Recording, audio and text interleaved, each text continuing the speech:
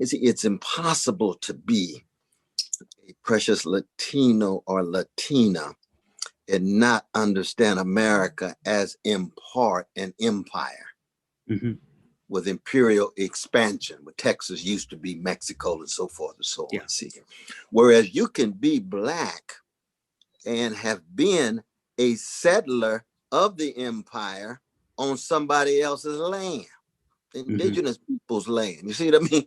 Yeah. Because for example, you know, you hear these politicians all the time, especially the narrow parochial ones, talking about, well, U.S. slavery was America's original sin. You say, no, that was the second one.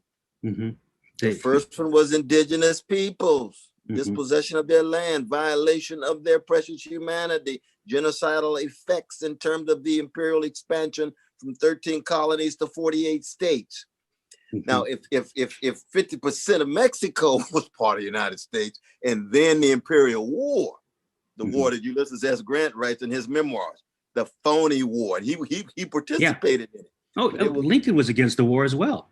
And Lincoln opposed it, actually. Absolutely right. Absolutely. Yeah. But you can see how complicated it gets, you see, because even when I hear to talk about the Black Buffaloes, cowboys, and I say, well, soldiers, it's soldiers, even and the cowboys, and the cowboys too. You know, and I say, yes, that's part of American history, but you see, I'm a Christian. I'm with the least of these. I'm with the orphans and the widows and the fatherless and the motherless. So I'm on the side of the Indians in terms of that. I'm not going to be on the side of cowboys, no matter what color they are. This is a moral and spiritual issue. And similarly so in terms of the Mexican War. Well, we got to be on America's side because they're pushing out the Mexicans. No, this was unjust. You got to stand up for justice no matter what color they are. And so you can see the ways in which Black folk are viciously degraded, exploited, oppressed within the US context. And yet we don't have the same kind of colonial experience that a lot of Latinos have, because we're so identified with the flag, even when that flag has beaten us down, and we're trying to gain access to the mainstream of the country, and therefore end up oftentimes on the settler side, as opposed to those whose land are being settled or those whose land is being taken away in that regard. So that the overlap is that both groups catching hell. Well, let's be honest about that. But in terms of the perception, see, it's very difficult at times for Black people to understand America as an empire.